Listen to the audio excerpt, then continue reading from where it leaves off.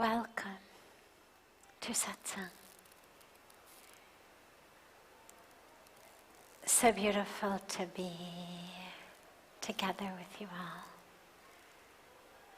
Sorry we got late in starting today. We're about half an hour later than we usually are, but I hope that all of you are coming straight from the Arati, so you were with us in the beautiful Arati. We got a bit late. Pujya Swamiji was in a beautiful function with Pujya Century Morari Bapuji, whose katha has just started today across the river in Rishikesh.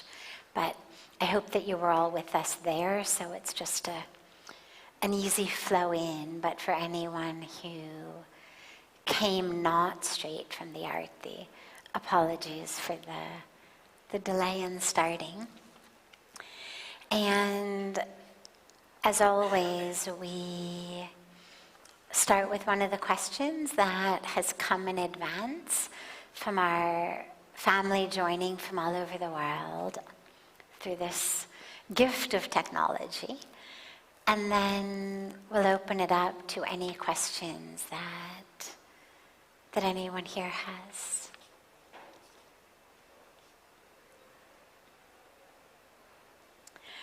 I've always heard that surrendering to God can bring peace, but I struggle with letting go of control.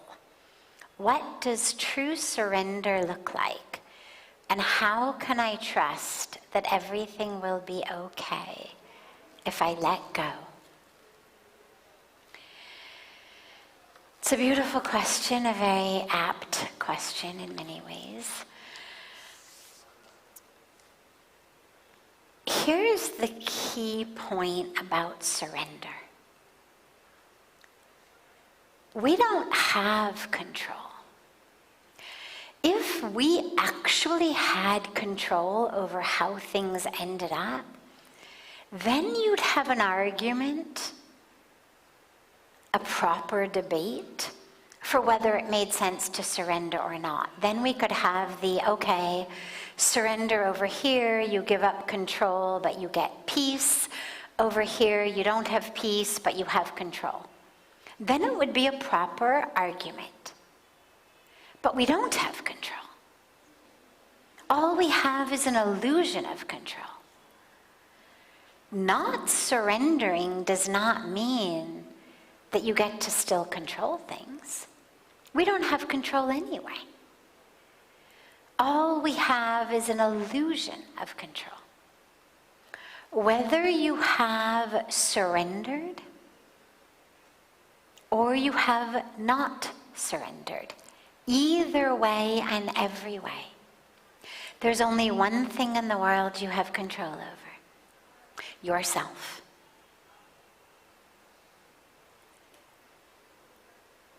But most of us move through the world with this idea that somehow if I just squeeze tight enough, if I just push enough, hold on enough,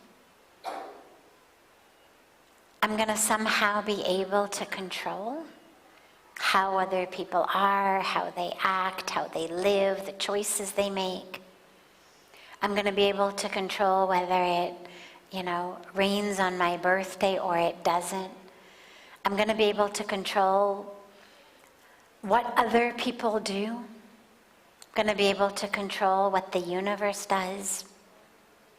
We have no control over it. So surrender is, yes, on a spiritual level, it is absolutely the right answer, the best answer, the critical answer. But even if you go at it from a purely scientific, logical, rational, pragmatic viewpoint, it's the only thing that makes sense. You have no control anyway.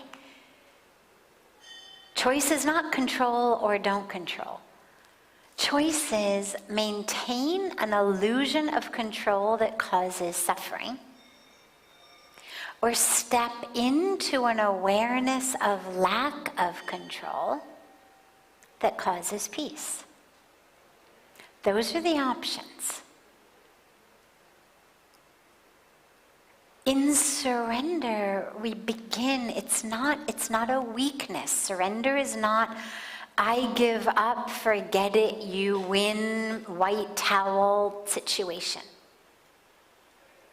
Surrender is a really clear, coherent, intelligent, thoughtful decision when we realize all of this has been an illusion. The illusion has led to me suffering. Because as long as I think that I'm going to control how you live, and that if I'm mean or I'm nice, some of us control with a carrot, some of us control with a stick, some of us use both. As long as I think that my carrots, my sticks are going to control your behavior, then why let go?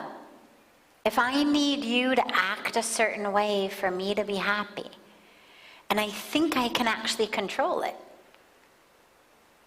I can withhold love, I can withhold niceness, you can withhold sex, we play all kinds of games in our relationship. Do what I want, or I will fill in the blank, whatever game you happen to be playing. But all you get there, you get resentment. You might get a little bit of behavior modification because people don't want you to have a fit, or because they want whatever you're going to give them. But you haven't changed them. You haven't actually caused any kind of deep impact change in how they think or how they would live if you were not pressuring them. And that's what we want. We want actually people to think differently. You don't get that. So surrender is not only a beautiful and brilliant spiritual decision, but if you can't get there spiritually, get there rationally. And ask yourself, okay, what am I relinquishing control over that I actually have control over? Nothing.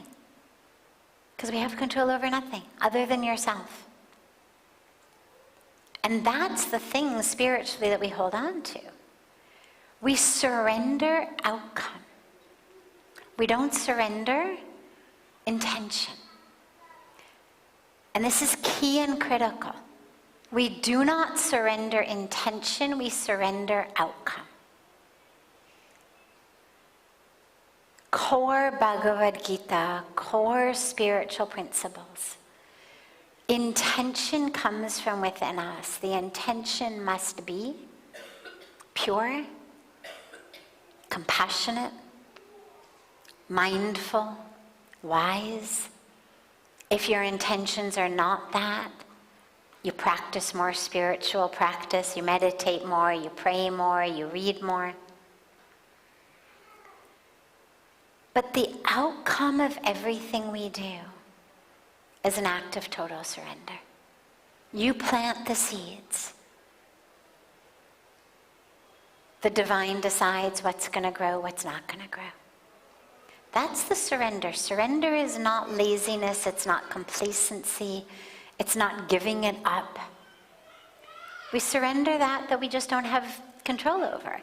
And even with your own personal sadhana, there's an act of surrender in there as well, but it goes like this. It's, oh God, I meant not to lose my temper today, but I did anyway. I surrender to you. Please tomorrow give me the strength to not lose my temper. So it's not, oh God, you decide what I'm going to do. I know what I need to do. Sometimes I just need the help. Having the strength, and where you feel weak, you surrender that. God, give me the strength. God, give me the buddhi, the intelligence. Give me the clarity. And we ask for that. And in that surrender, what we find is, have you ever been trying to remember something or figure something out? And no matter how much of your brain you put on it, you cannot remember it, you cannot figure it out. And then you finally decide, forget it.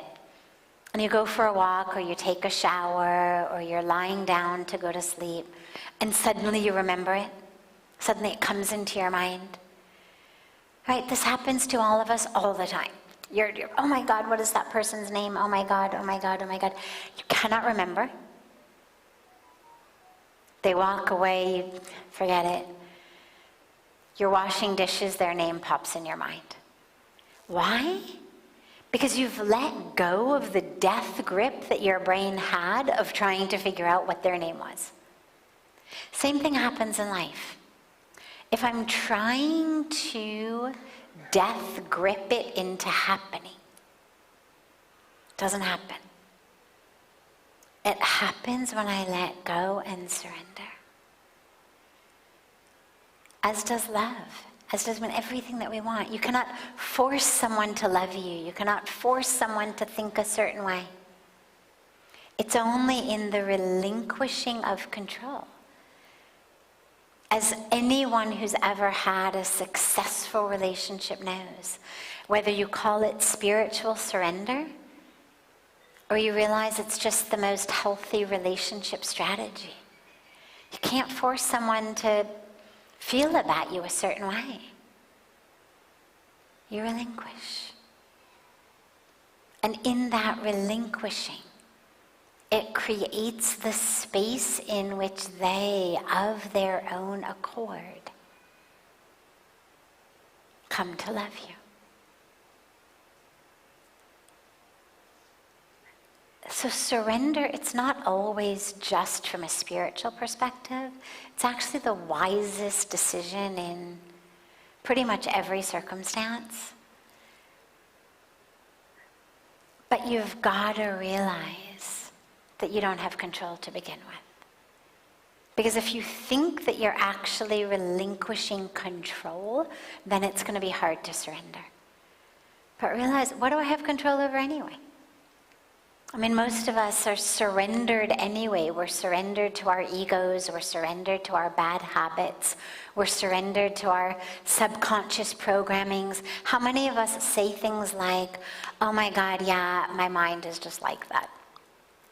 Yeah, oh my God, I'm jealous all the time. Like, oh my God, yeah, that is surrender. But it's surrender to that which actually we should have control over. Surrender to that which is in our hands. So we're surrendered anyway, but we've surrendered to that which we can change. And we've got a death grip over that which we can't. So we need to bring some intelligence into the equation and realize, actually, I do have control over my mind, over my thoughts. That's where I'm going to use the power of control. And I relinquish control over all of that I have no control over anyway. And in surrender, we have faith. And again, as I said, it's not throwing in the towel, okay, I'll be your prisoner of war, do with me what you will, because we surrender. It's surrendering into the arms of the divine with the full awareness that you're going to be carried. I think of it like being in a car with someone who knows where they're going, and you can just take a nap. Right? Like if you're in a car with someone who doesn't know where they're going, you've got to constantly be paying attention. Like, okay, your turn's coming up, right here, right here. But if you're in a car with someone who knows where they're going, you can nap, you can meditate, you can read, you can enjoy the scenery. And that's what surrender is. It's okay, God, you know the way. I'm going to meditate, I'm going to do my japa, I'm going to enjoy the scenery, I'm going to read a book. And you're going to have us reach there. So that's the feeling. It's not a feeling of weakness. It's a feeling of great relief and great ease. Yeah, beautiful question. Other questions? Yes. Come, there's a microphone right here. You can, just right here in the middle.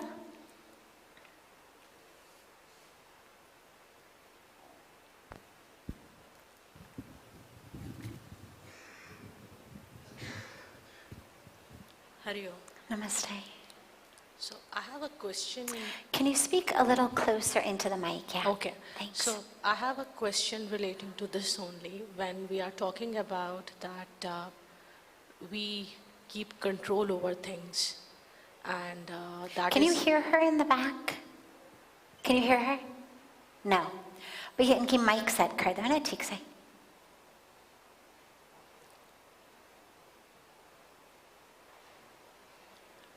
Can everyone hear me Yes, now? now we can. Okay. Thank you. So when we talk about surrender, and we understand that we need to lose control over things so that we can surrender. So the question I have is, what is there in me as a human being that wants to control? And what I need to do to remove that vice from me so that control does not happen at the start only. Beautiful. What is it in us as humans that makes us want to control to begin with? And how can we get rid of that vice? It's human nature. I believe it's evolutionarily advantageous for us to believe that we have some degree of control. I believe that as we were evolving throughout history, the idea that I can, plant vegetables or plant grain and my family will have food, that I can control what we're going to have to eat, actually was something that probably kept people strong and alive, and therefore the ones who procreated, and we are their offspring. Now, of course, we can't control the weather. You cannot control diseases that afflict agriculture. You cannot control anything. But if I really believed I had no control, I would never plant the seeds to begin with, and then my family would most definitely starve. So I believe that the illusion of control actually has been helpful for us throughout history. It's what enables people to go ahead and plant crops. And our ancestors would go out hunting. Do they have control of a tiger coming up and eating them while they're waiting for a deer? No. Do they have control over lightning striking them while they're out hunting for a deer? No. But if they knew that and recognized that there was no control, then probably sheer survival instinct would work against them and actually keep them home, locked inside the hut, not going out to get food. And our ancestors would have starved and we never would have been born. So I think on some level, the illusion of control enables us to go through our life. I think on some level we have the idea that we have an illusion of control. We give birth to children. If we didn't have an illusion of control that we could give them a safe, healthy, sustainable life, nobody would ever have kids. If we didn't believe that we could protect them from violence, from illness, nobody would ever have kids. If we recognized you have absolutely no control of what's going to happen to the child, either when the child is still in your womb or once the child comes out, would be a lot harder to convince ourselves to go through the pregnancy process and the birthing process. I think the illusion of some semblance of control actually is really helpful for us. On the level of staying alive, procreating, moving through our physical evolution. But it's a hindrance to us spiritually. And this is just one of the many places where our physical evolution comes up against our spiritual evolution. Physical evolution demands that we believe that we have some kind of control. Or why would we bother? Spiritual evolution requires that we realize we have no control and surrender fully to God.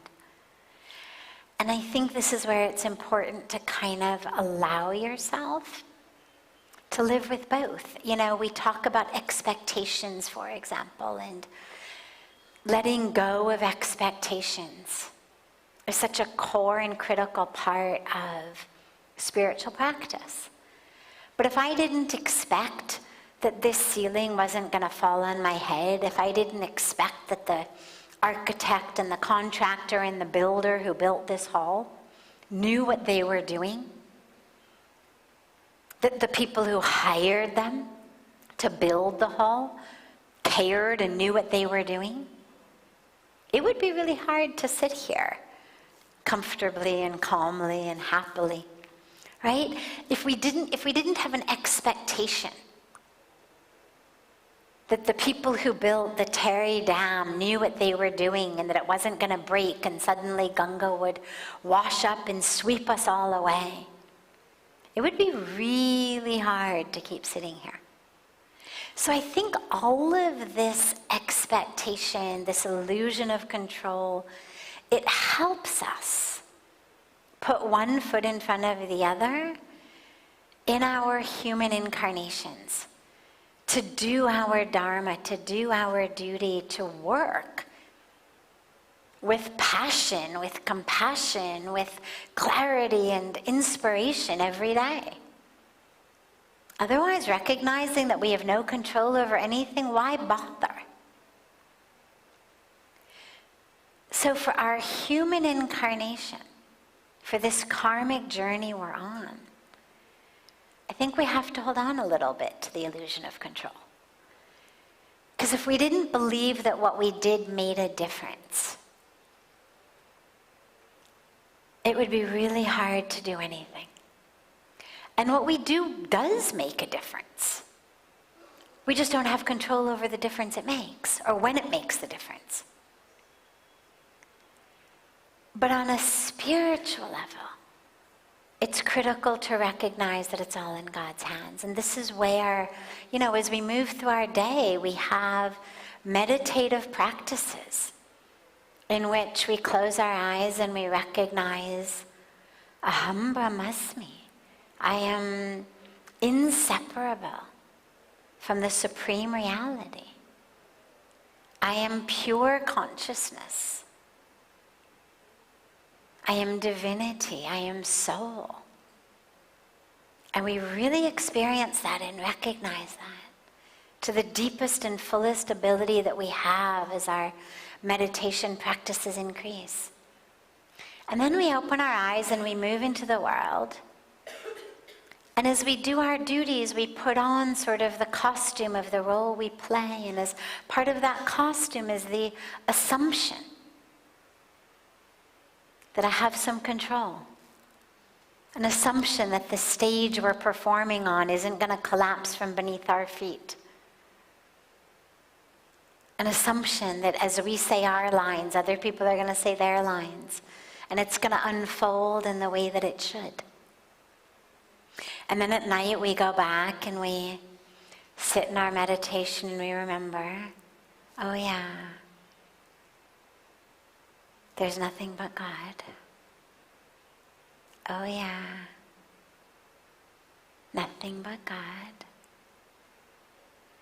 And I think that pendulum swing of yes and